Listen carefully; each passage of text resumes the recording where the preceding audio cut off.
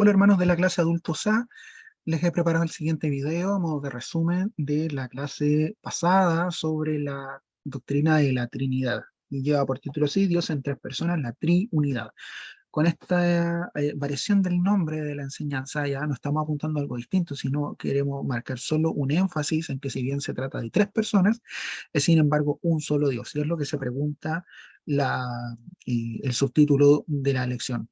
Podríamos resumir la enseñanza, la doctrina de la Trinidad en los siguientes tres puntos: que Dios es tres personas, que cada persona es plenamente Dios y que sin embargo hay un solo Dios.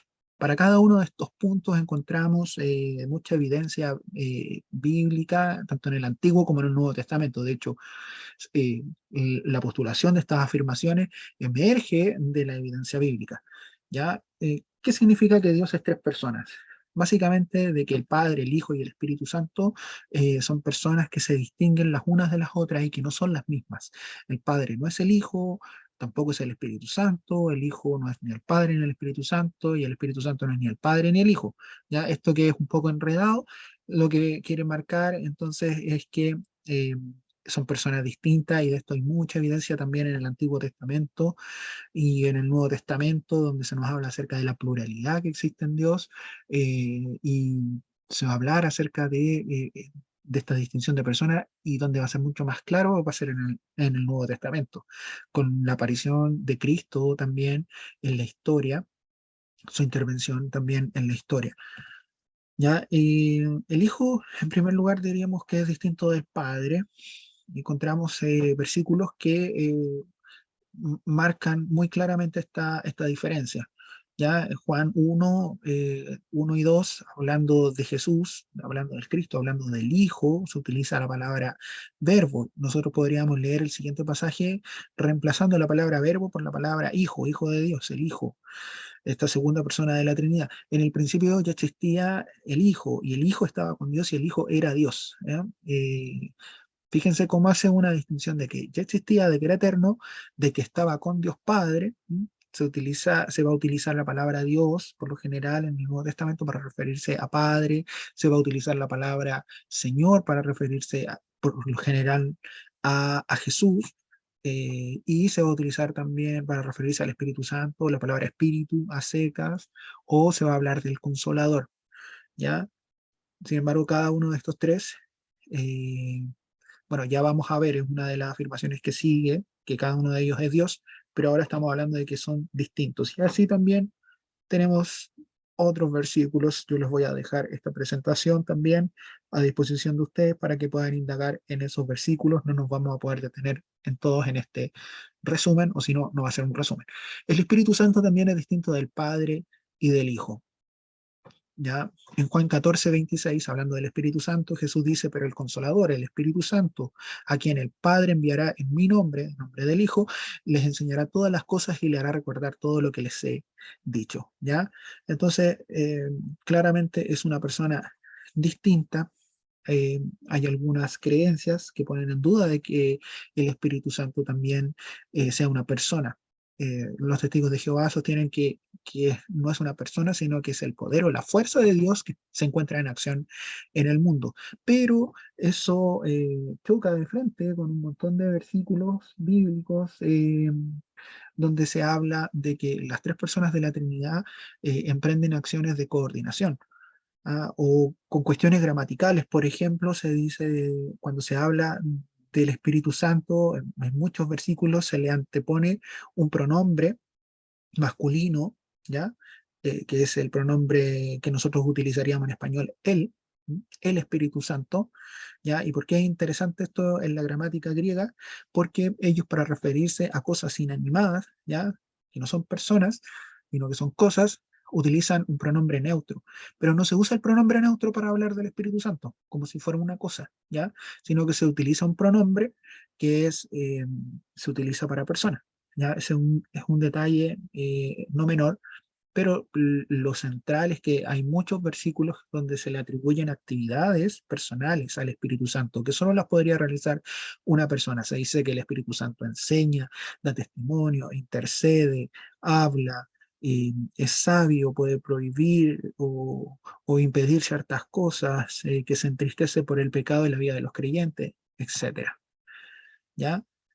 Y tenemos todos estos otros versículos donde ponen eh, en cuestión de que sea realmente una fuerza o poder, porque también entraría en una redundancia absurda. Por ejemplo, el versículo que dice Jesús regresó a Galilea en el poder del Espíritu. ¿Por qué eh, pone al Espíritu junto a la palabra poder? Fíjense lo absurdo que sería decir de que el Espíritu es simplemente la fuerza o el poder de Dios en acción, porque un versículo como este diría que Jesús regresó a Galilea en el poder del poder. ¿Ya? No, esa sería la lógica, pero aquí se nos dice en el poder del Espíritu.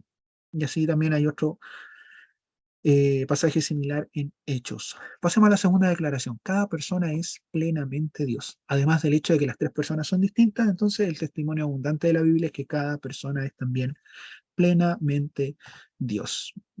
Acerca de la deidad, ¿qué es lo que significa esto? La deidad del Padre, no vamos a ahondar porque es más o menos lo que se sostiene en todo el Antiguo Testamento de manera clara, desde el principio en que Dios Padre parte creando el universo, ¿ya? Las enseñanzas que refutan a la Trinidad lo que van a decir en realidad es que el Hijo no es plenamente Dios o que el Espíritu Santo no es plenamente Dios. ¿Ya? Así que centrándonos, por ejemplo, en la persona del Hijo, encontramos en Juan 1, del 1 al 4. En el principio ya existía el verbo, ya les decía yo que podríamos traducir o, o equiparar en vez de la palabra verbo, la palabra hijo, hijo de Dios, el Hijo, o, o Cristo, ¿ya? En el principio ya existía el Hijo y el Hijo estaba con Dios y el Hijo era Dios. Fíjense cómo dice que estaba con Él y que también era Él y que existía desde antes. También va a decir que por Él fueron creadas todas las cosas, se le atribuye al Hijo, a Jesús, a Cristo, el poder creador, el del conocimiento, el de la luz de la humanidad, que son cualidades que solo se le atribuyen al Padre. ¿Ya? Entonces tenemos muchos versículos. También hay versículos donde Jesús recibe adoración. El más claro es cuando Jesús resucita y Tomás les exclama al darse cuenta que es Él, y Jesús dice, Dios mío. Dice, Señor mío y Dios mío. Y Jesús acepta esa,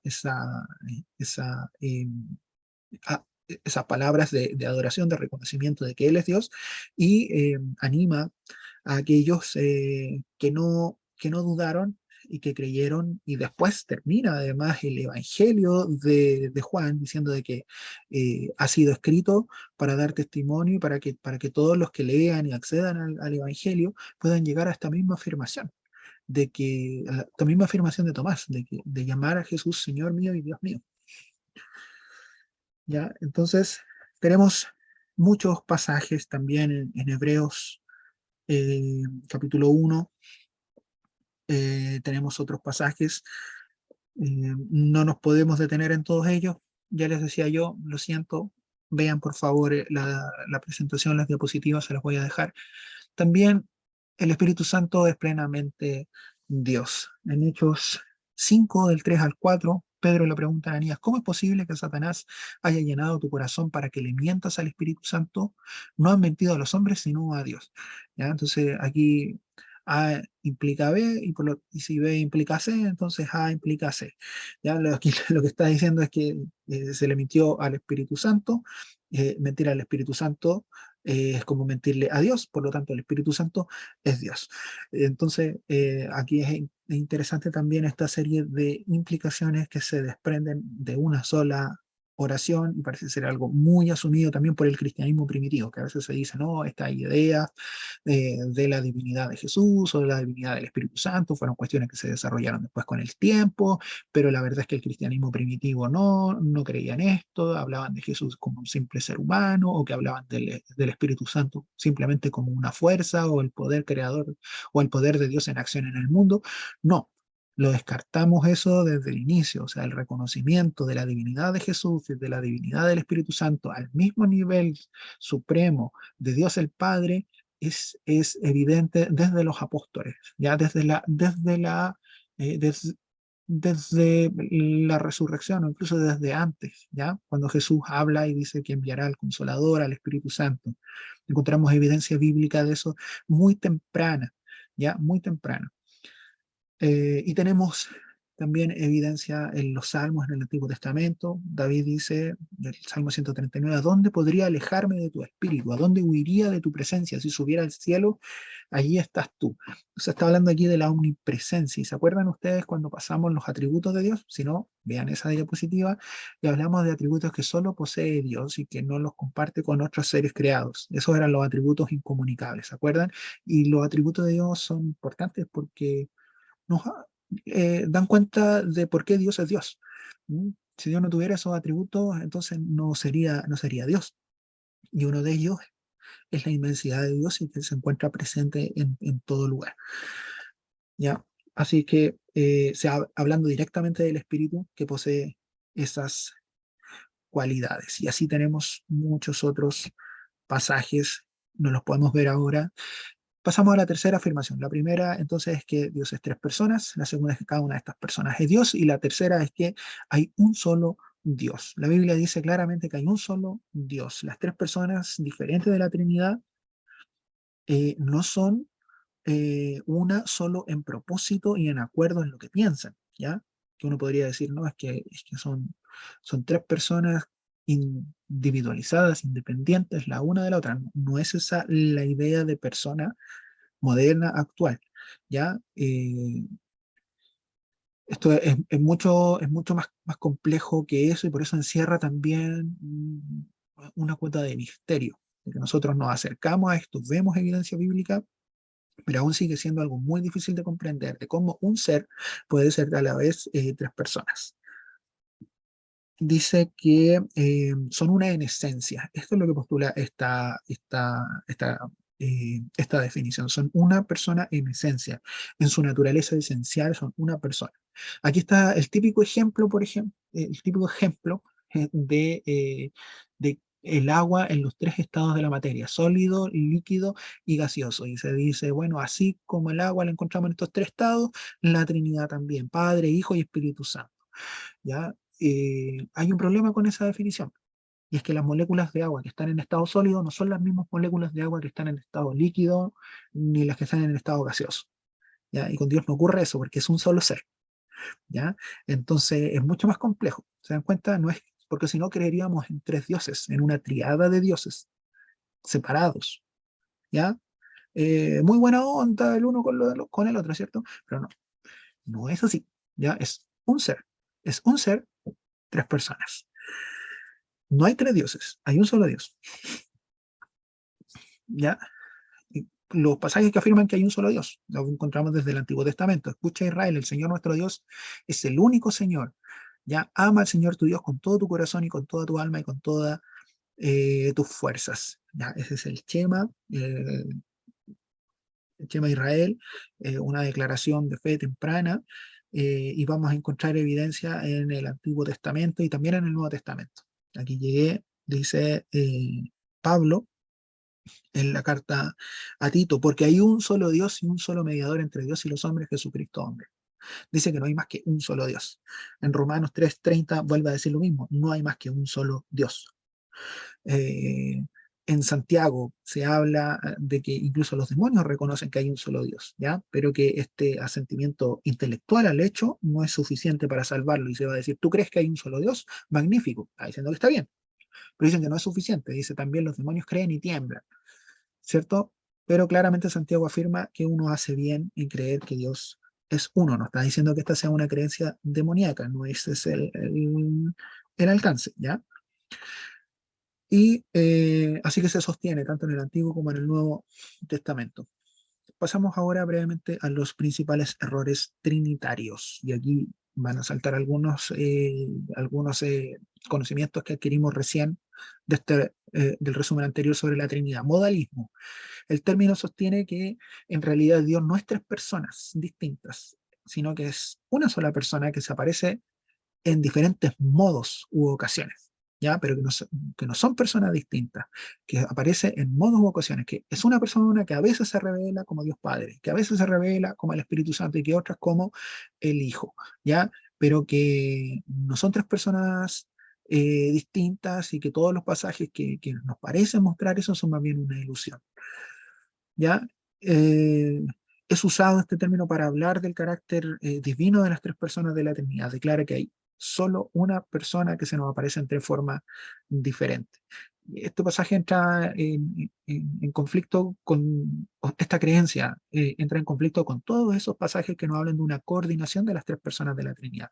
¿Qué pasa entonces para los modalistas cuando Jesús se bautiza? Porque está ahí el Hijo entrando a las aguas del Jordán, se escucha una voz del cielo que dice: este es mi Hijo amado en quien tengo complacencia, y el Espíritu Santo desciende en forma de paloma.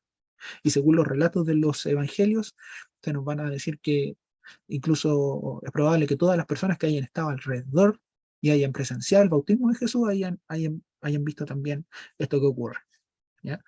Subordinacionismo. El subordinacionismo es una creencia extendida entre algunos cristianos de los primeros siglos y niega la igual divinidad del Padre, del Hijo y del Espíritu Santo. En relación especial con el Hijo, lo que quiere decir, dicen, es que está subordinado al Padre en su ser, ¿ya? De que es como, posee cualidades divinas, puede poseerlas, pero sería un Dios de segunda categoría, ¿ya? Sería como un Dios pequeño, ¿ya? Entonces, aquí entramos a que de partida habría que derribar de que existe un solo Dios, ¿no es cierto? Y que además, porque existirían dioses de distintas categorías, y cuántos otros dioses existirían, no sabemos, según el subordinacionismo, pero que Jesús no sería de la misma naturaleza, de la misma esencia del Padre. Y en tal sentido se utiliza la palabra subordinado como inferior en su ser al Padre. Adopcionismo. Se dice, esta es otra creencia, de que Jesús nació y vivió como un simple ser humano, ¿ya? Él no es eterno, no tiene una existencia previa antes de haber nacido, sino que ahí comenzó a existir, nació como un ser humano, ¿ya? Y que fue adoptado como hijo. ¿En qué momento? Algunos adopcionistas van a decir que antes o después de su muerte. La creencia como más extendida era que él habría sido adoptado en el momento del bautismo, cuando se dice: este es mi hijo amado en quien tengo complacencia, y ahí como que el Espíritu Santo como que lo absorbió, ¿ya? Y ahí se le entregaron algunas atribuciones especiales, y que después de su muerte él habría recibido también otros atributos, pero nunca una naturaleza divina y mucho menos igual al Padre, ¿ya? Entonces, esa es la postura del adopcionismo.